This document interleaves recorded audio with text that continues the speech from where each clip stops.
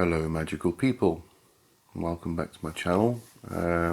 If you haven't been here before, you're going to love it, so just, you might as well just subscribe now and hit the notification bell. And obviously please like and share and comment, and because, well, I enjoy comments, I like hearing from people. Alright, so today I'm going to talk about how to create an artificial elemental, which is the same as a servitor. We call it the artificial elemental in Kabbalah because it's created from the elements rather than using personal energy, or personal power, which is mostly used in Chaos Magick. There are quite a few differences between creating a servitor in Chaos Magick compared to Practical Kabbalah. So that's why I wanted to actually make two different videos for this instead of one which compares them, which could get quite confusing. So to begin with, we're going to need to create a name and a seal or a sigil that represents the artificial elemental. And in order to do this, we need to use what's called the Zodiac wheel. Now, if you go to my website, the international version, which is devilmademecurios.com, I'll put the link in the description below. If you go there and you sign up for my newsletter, you can actually download a free version of my book, Elementals and Servitors. And the main reason, apart from the fact that I'd like you to sign up for my newsletter, obviously, but the main reason for this is because there's a lot of information in there which I can't really portray that well in a video. The Zodiac wheel is in there, and it also it shows you the two versions. I'm going to show you the one now, which is the English names, but it's also got the Hebraic letters in the wheel itself, and then relates back to the planets, the elements, and the Zodiac Signs. So, and you're going to need the letters in order to create the name. So do go and subscribe to my newsletter and download the book, so that you have reference to everything I'm referring to in this video. Alright, so the Zodiac wheel. Now, if you are familiar with ceremonial magic, specifically the Golden Dawn, you would have come across the rose cross. Now, the rose cross is basically two parts, the cross and the rose, and in the middle is the rose. And this is made up of 3 layers of petals. So the inner layer, there's 3 on the inner layer, the 3 inner petals. They are the 3 elements. I'll explain why only 3, not 4 just now. The next layer are the planets or celestial bodies, and then the outer layer is the zodiac. So I can show you, I made like a rough little circle sketch here. Let me just get this the right way around, otherwise it's going to be upside down. There we go. Alright, so you've got the 3 elements, the 7 celestial bodies, and then the 12 zodiac. Alright, so the reason for using only 3 elements in Kabbalah, not specifically or particularly in this application, we do use the element of earth when you're doing things like balancing the elements in the body or drawing elements into the body for certain things, certain practices. But in this particular application, we only use air, fire, and water. Earth is usually considered more of a necromantic aspect. So if you go into modern witchcraft, modern magic, you usually find that people use earth for things relating to money, usually relating to money. So you might be wondering, if you want to do some kind of money or create an artificial elemental for something related to money, then what do you use? Well, it's quite simple actually. I mean, okay, so air is your mental element. It's about intelligence, it's about the mind, the brain, and things like that. Whereas fire is more about passion, igniting things, getting things moving. And then water is emotional, sexual.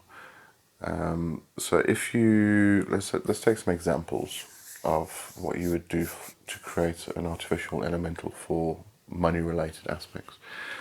So a simple one is if you have clients that aren't paying you, you need them to pay faster, you need them to move faster, because I've been doing web development for years and often come across cases where the client says, they need this and that tomorrow, but to try and get the information out of them, it can take weeks and months, and it never gets done.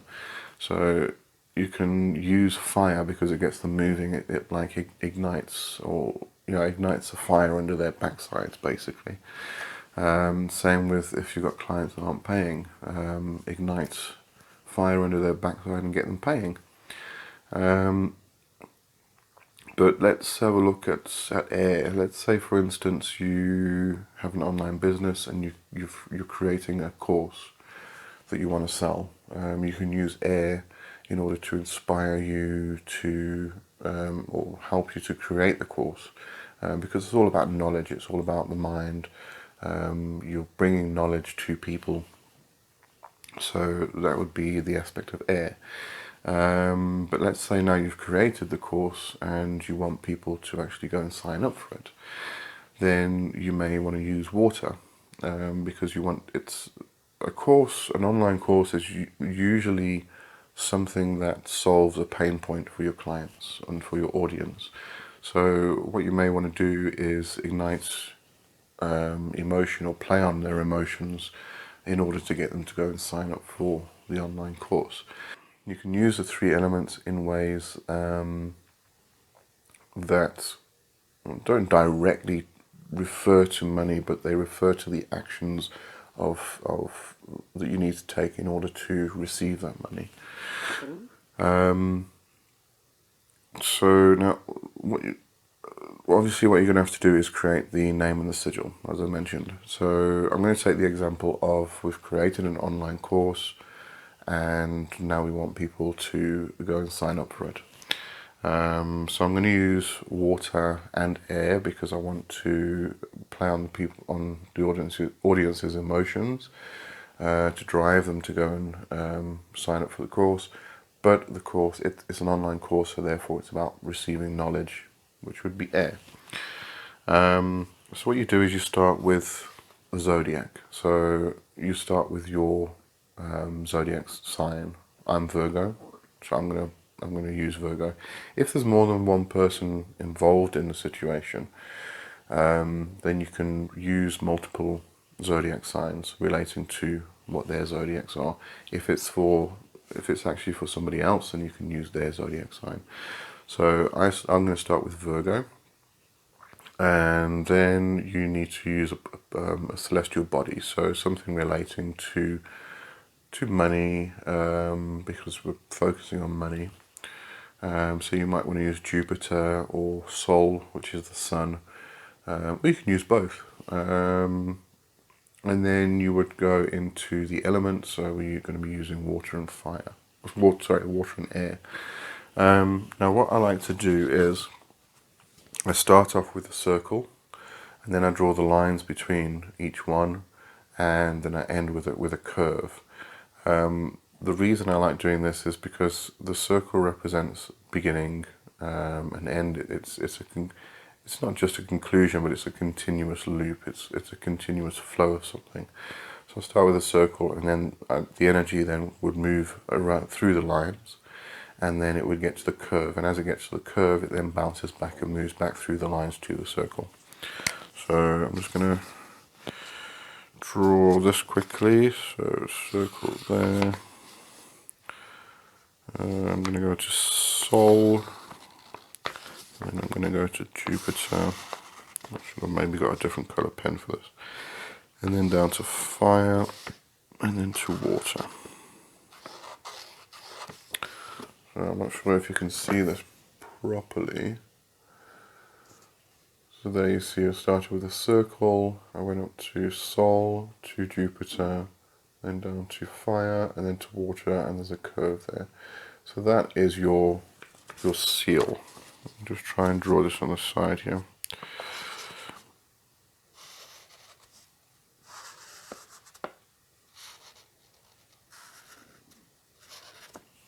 There you go, you can get a better idea. That would be your sigil, or your seal, of your artificial elemental. Then what you need to do is take each of those and relate it back to the Hebrew letters. So as I say, if you download the book, it's all in there. Each of the zodiacs have each of the letters assigned to them, etc., etc. So it's easier to refer to it there. But in the case of this particular artificial elemental, we've got Virgo, which would be the letter Yod. We've got Sol, or Sun, which would be the letter Resh, or Resh. Then we've got Jupiter, which is the letter Kaf. Fire, which is Shin, and water, which is Mem. So what you do, you take all of these letters and you combine them, and then you come up with a name. So in this case, we might be looking at Yoreka Shim, or Yoreshka Shim, something like that. As I say, again, it's all explained in the book, so you can actually get it there. Alright, so we've got the seal, the sigil, and we've got the name, Yoreka Shim. Alright, so what you do is, you draw your sigil on a piece of paper. You then would take it to your altar, you stand in front of your altar, and then you start to breathe in the elements and direct them towards the sigil, and build up, again, a ball of energy above the actual seal, sigil, whatever you want to refer to it as. Now the way you do this, there are some instructions in the book for breathing in and directing energy. I'm going to run through it briefly here. It also refers back to my previous book, The Black Crow, which has a lot of exercises in about meditation, about balancing the elements in the body, breathing the elements in, and how to direct them, and how to push them out, which parts of the body and things like that. So you start with, you would usually start with something basic, and then sort of build up to what is described in the actual elemental creation.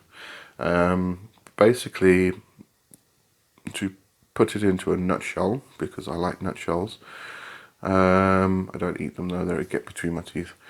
What you'd do is you would be standing in front of your altar, and then you surround yourself with the element.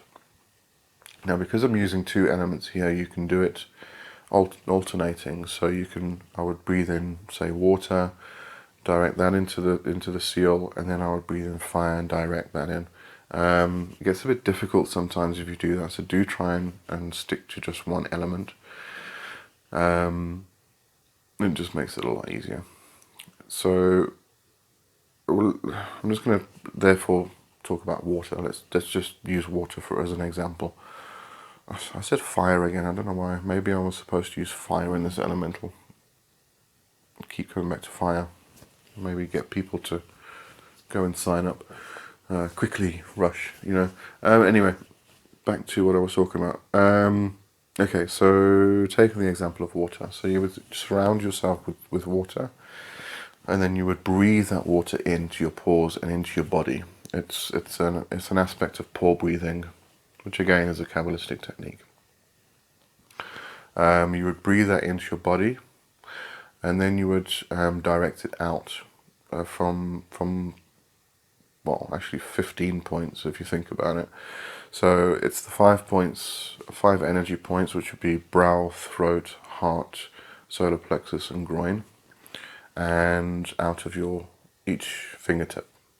So you would basically be pointing everything towards the seal. And as you breathe out, you then breathe the element.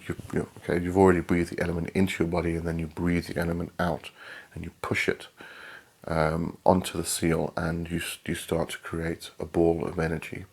And you keep doing this and repeating it and pushing more and more and more energy over the seal, so that this ball of energy starts to build up and grow bigger and bigger. And eventually you might start feeling it push against you.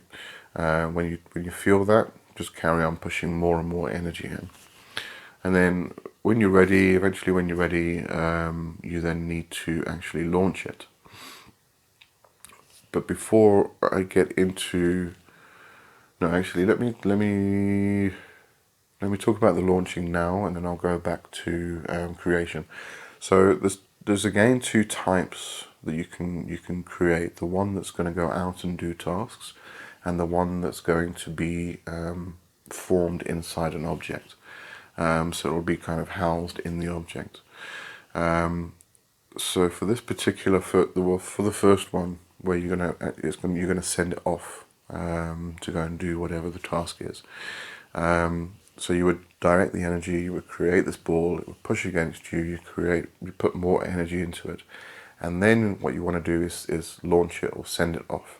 So what you would do, you take your power hand, if you're right-handed or left-handed, take that hand, and then you would slowly, just above the seal, above the altar, you would slowly move your hand in a clockwise direction, and all the time you're chanting the name of the elemental.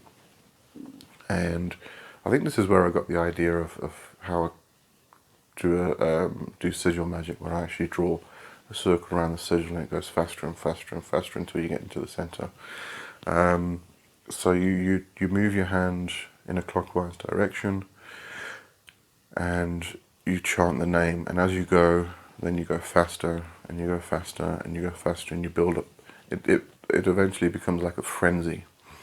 And when you go in really fast, and your hand starts moving up off the altar, and you're moving faster and faster, and then eventually you throw up your hand, you send it out, and you shout "go." And that's the way you launch your elemental and send it off. Now, the other type is where you would put it into an object. So this could be something like you could put it into a plant or a tree or a rock for protection of your property. You could put it into an amulet or a necklace for protection of yourself. Put it into a book for knowledge, gaining knowledge. There's a lot of ways you could actually use this. But it's something you want to keep close by. It doesn't need to go off and bring things back, or whatever it may be doing if you're sending it off. Going to find clients, going to find new people to sign up for your online course. But it might be something you need to keep close. So you get an appropriate object, whether it's an amulet or a stone, a rock. As I say, you can put it into a tree. Now for this part, you need to understand what a Nephesh is. So I have explained it in previous videos, but the Nephesh is the lower self. It's one of the three parts of the soul. And the Nephesh is actually quite potent and quite powerful. The Nephesh is the part of the soul which is action-based.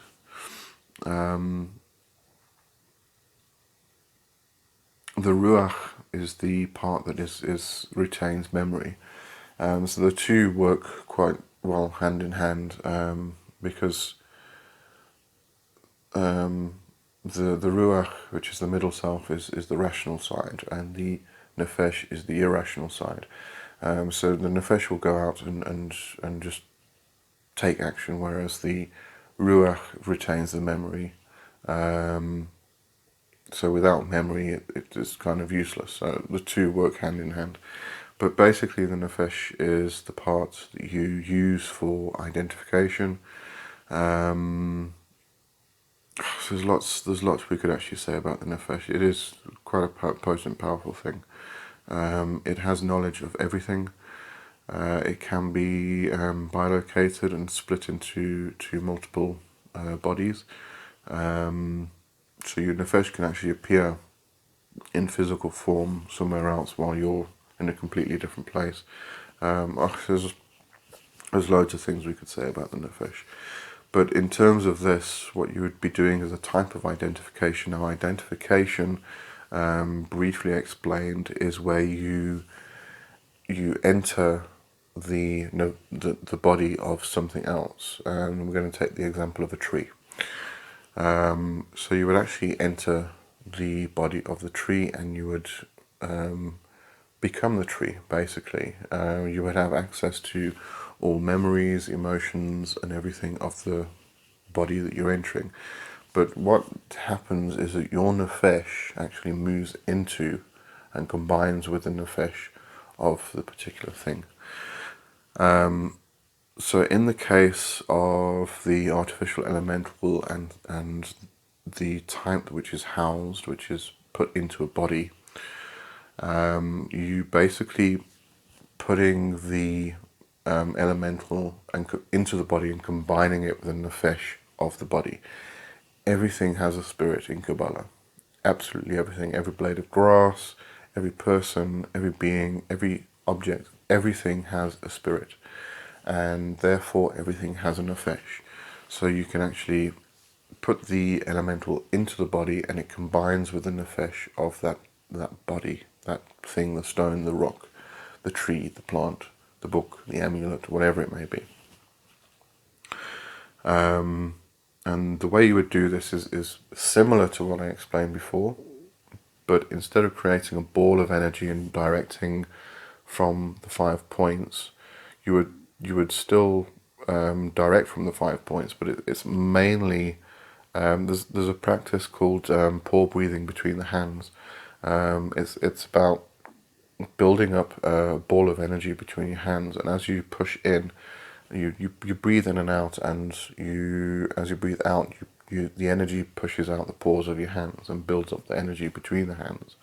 And as you do it, you start feeling resistance, because this ball obviously becomes bigger and stronger and everything else. So with the paw breathing between the hands, what you do is you place the object or your hands around the object, and you do this paw breathing. So you breathe in the element, and then you breathe it out between your hands.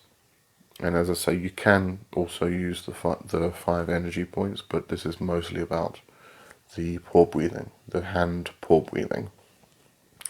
So you breathe the element out of the pores of your hand, and you build up the energy in the object, and therefore the element or the elemental gets formed in the object and combines, as I said, with the Nephesh.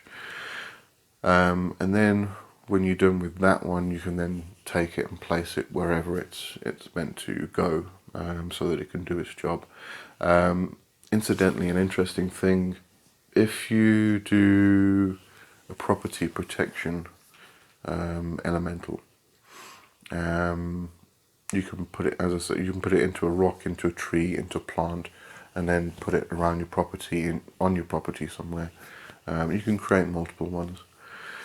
Now the interesting thing here is that the element you would use is air, because it's about mental state. It's about the brain, the mind.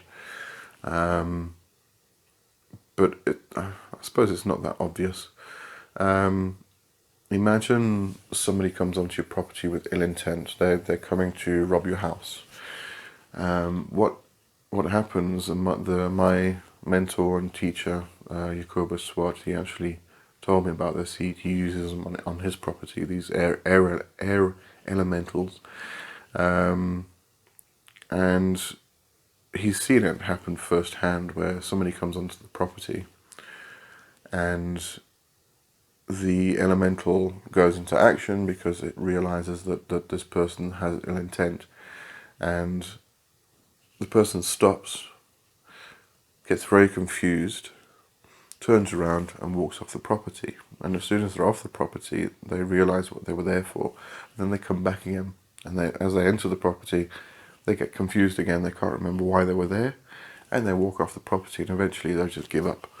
And it's because air was used. It causes confusion in the mind on the part of the person who has the ill intent, who's coming to rob the house or whatever it may be. So an interesting one to use. So when you're actually creating your elementals, really think about what element you can actually use, because you'd be surprised sometimes of how an element can be used. And that's it for the creation of artificial elementals in Kabbalah, or servitors, if you want to call them those. So please do like, subscribe, share and comment. Give me your opinions, your thoughts, and I'll definitely read through them and reply. And I will then therefore see you next week. Thanks for watching. Cheers.